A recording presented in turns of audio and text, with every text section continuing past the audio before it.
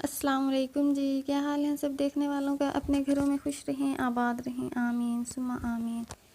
आज का मेरा व्लॉग स्टार्ट हो रहा है 11 बजे से। यहाँ पे मैं बना रही हूँ चाय। कुछ गेस्ट आए थे, उनके लिए। गेस्ट कौन आए थे?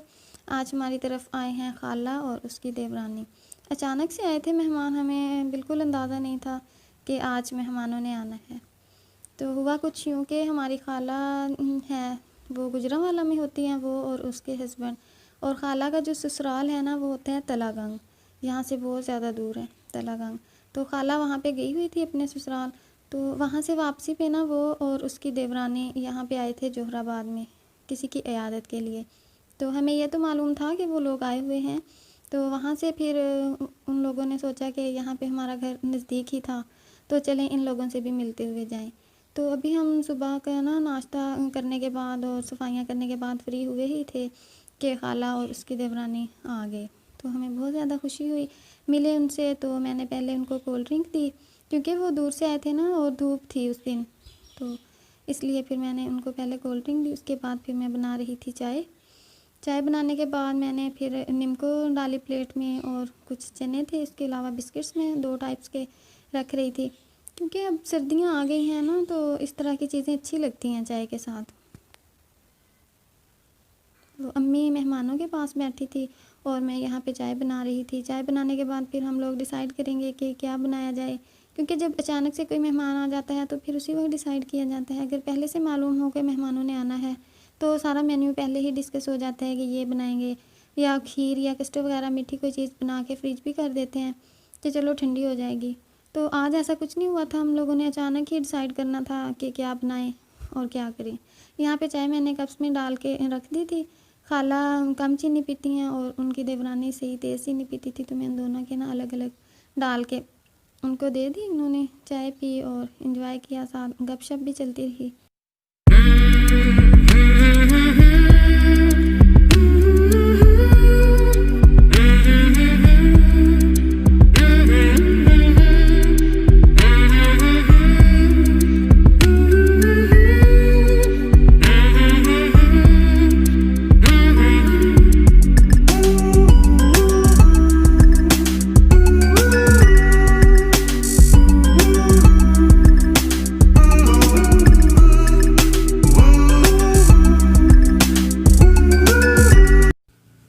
चाय पी लेने के बाद जी यहाँ पे अब मैं करने लगी थी लंच रेडी।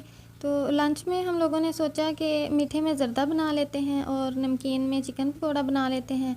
खाला को साग बहुत पसंद था, उसने कहा कि अगर आप लोगों ने साग बनाया हुआ है तो मेरे लिए साग को भी तड़का लाजमी लगाइएगा। तो और चिकन पकौड़ा मैंने इसलिए डिसाइड किया क्योंकि खाला बता रही थी कि 2-3 दिन से ना हम यही खा रहे हैं, चिकन या बीफ और सालन और कढ़ाई, इस तरह की चीज़ें। तो आप चिकन पकौड़ा बना लें, खाला को बहुत पसंद है। वैसे भी ना वो अक्सर घर में भी बनवाती रहती हैं। तो मैंने यहाँ पे चिकन मंगवा लिया था 1.5 किलो, उसको बॉयल कर रही थी और साथ ही ज़र्दा भी बना रही थी। ज़र्दे की फुल डिटेलिंग रेसिपी तो मैं शूट नहीं कर सकी क्योंकि बहुत से काम थे ना। अम्मी मेहमानों के पास भी बैठी थी और मेरे साथ भी हेल्प करवा रही थी, और किरण स्कूल गई हुई थी और टाइम भी बहुत कम था। 10 बजे तकरीबन खाला लोग पहुँचे थे, और उसके बाद फिर चाय वगैरह देने के बाद ना जब मैंने कुकिंग स्टार्ट की तकरीबन 12 बजने वाले थे। और फिर उसके बाद यहाँ पे मैंने चिकन बॉयल कर लिया था, उसको मैं ठंडा होने के लिए रख दूँगी। चावल भी हमारे ज़र्दे के लिए बॉयल हो गए थे, उनको भी ठंडा करने के बाद ना उनका फिर सेकंड स्टेप होता है, मतलब चास बना के फिर उनको पकाना होता है।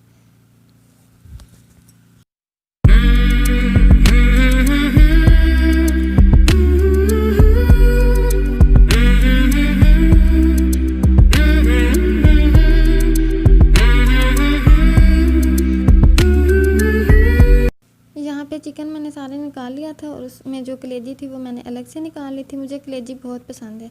जब भी मैं ये बनाती हूँ ना, चिकन हो गया, बीफ या मटन, तो कलेजी चिकन में ही आती है। वैसे उसके साथ अगर लें तो वैसे तो कलेजी अलग मिलती है, अगर बीफ की लें या मटन की तो वो अलहदा से मिलती है। तो मैं लाजमी इसको बॉयल करके या जब मसाले में भूनती हूँ ना तब निकाल के खा लेती हूँ, और किसी को पता भी नहीं चलता कि कलेजी आई थी या नहीं।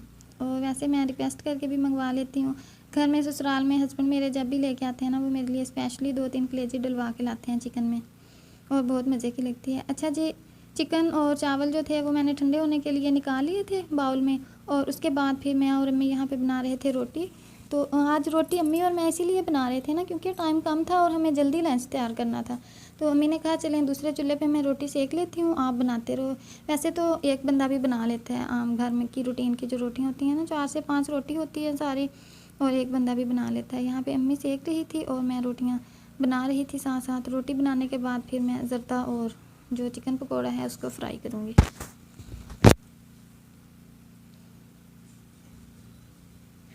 यहाँ पे जी ज़र्दे के लिए चाश मैं बना रही हूँ। इसमें मैंने तकरीबन जितने चावल लिए थे उतनी ही चीनी डाली है, 3 से 4 अदद इलायचियाँ डाल दी थी और घी डाल के उसको, घी में पहले मैंने इलायचियों को गर्म किया और उसके बाद 1 कटोरी पानी डाल के चीनी डाल दी थी। अब यहाँ पे चाश हमारी पकने लगी है। इस स्टेज पे मैं इसमें मेवे डाल दूँगी जो हमने ज़र्दे में डालने होते हैं। आप लोगों की अपनी चॉइस है, आप जो मर्ज़ी डाल लें। इसमें जेली वगैरह भी डाल सकते हैं, इसके अलावा छुआरे और बादाम जो मर्ज़ी डाल लें। हम चाश हमारी जब इस तरह पकने लगे ना, इसका ये होता है अगर आप लोगों के चावल बॉईल करते हुए थोड़े ज़्यादा गल जाए ना, तो चाश को हम ज़्यादा देर पका लेते हैं। अगर हम ऐसा हमें महसूस हो कि चावल हमारे थोड़े कच्चे हैं जो हमने बॉईल किए हुए थे, फिर हम लोगों ने चाश को बिल्कुल कम पकाना होता है। जब उसमें बबल बनने शुरू होना तभी उसमें चावल डाल देते हैं। और मेरे चावल अच्छी तरह से बॉयल हो चुके थे, इसलिए मैंने चाश को अच्छी तरह से पकाया। जब बहुत ज़्यादा बबल्स बनने लगे ना, तब मैंने इसमें चावल डाल दिए थे। अब मैं इनको अच्छी तरह से मिक्स करूँगी। बार बार इसमें हम लोगों ने चम्मच नहीं हिलाना, एक बार में ही चावलों को मैं अच्छी तरह मिक्स कर दूंगी और कवर करके 10 मिनट के लिए पकाऊंगी। 10 मिनट में चावलों का पानी जो है सारा चीनी का वो खुश्क हो जाएगा। उसके बाद फिर 10 मिनट के लिए मैं दम लगा दूंगी, ज़र्दा हमारा रेडी हो जाएगा।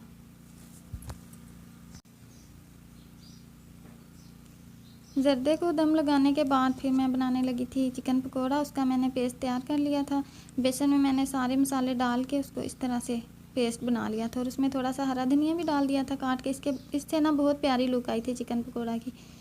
तो इसमें भी जो होते हैं ना मसाले, आप लोग अपने टेस्ट के मुताबिक डाल सकते हैं। खाला लोग बहुत कम खाते हैं, इसलिए मैंने आज कम स्पाइस डाले थे इसमें। और वैसे अपने लिए या अपने ससुराल वालों के लिए जब मैं बनाती हूँ तो बहुत ज़्यादा स्पाइसी बनाती हूँ। मज़े का बना था, सब लोगों को बहुत पसंद आया था। खाला ने स्पेशली बहुत तारीफ़ की थी और उन्होंने खूब खाया भी था। यहाँ पे मैंने ऑयल गरम कर लिया है कढ़ाई में और मैं एक एक पीस उठाती जाऊँगी और पेस्ट में डिप करके इनको डीप फ्राई करती जाऊँगी। तो पिछली दफ़ा ना मैंने ट्राई किया था कि चिकन पकोड़े को मैं इस तरह मैरिनेट करके पेस्ट में रख दूँ 2 से 3 घंटे के लिए और उसके बाद मैं फ्राई करूँ। उससे भी टेस्ट अच्छा आया था, लेकिन लुक जो होती है ना पकोड़ों वाली वो नहीं आ रही थी। जैसे रोस्ट होता है बिल्कुल उनकी वैसे शेप लग रही थी। तो इसलिए आज मैं साथ ही साथ बना रही हूँ। तो आप लोग भी लाजमी मुझे बताइए आप लोगों को मेरे व्लॉग कैसे लगते हैं, मेरी रेसिपीज़ कैसी लगती हैं, क्योंकि आप लोगों की सपोर्ट से ही हम आगे बढ़ पाएंगे। आप लोग अगर हमें सपोर्ट करेंगे, हमारी वीडियो को लाइक करेंगे और शेयर करेंगे, तो हमें भी हौसला मिलेगा और कॉन्फिडेंस के साथ हम आगे बढ़ पाएंगे।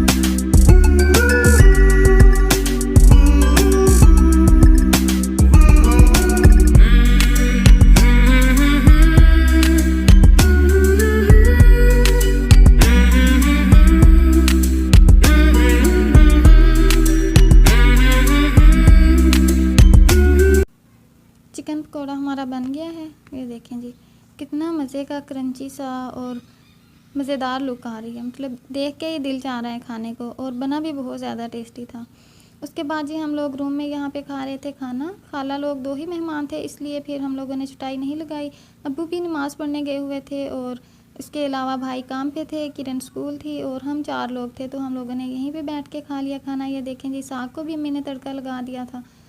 सर्दियों का मौसम है, साग तो जी हर किसी की पसंद होती है। मकई की रोटी के साथ ख़ुसूसन बहुत ज़्यादा खाया जाता है और मुझे भी बहुत पसंद है। इंशाल्लाह ताला मैं बहुत जल्द मकई की रोटी बनाऊंगी और उसकी भी फुल रेसिपी मैं आप लोगों के साथ शेयर करूंगी। और साग की रेसिपी भी अगर आप लोग देखना चाहते हैं तो वो भी मेरे साथ लाजमी आप बताइएगा, मैं आप लोगों के साथ शेयर करूँगी। मेरा आज का व्लॉग यहीं तक था। मिलूँगी नेक्स्ट व्लॉग में, तब तक के लिए अल्लाह हाफ़िज़।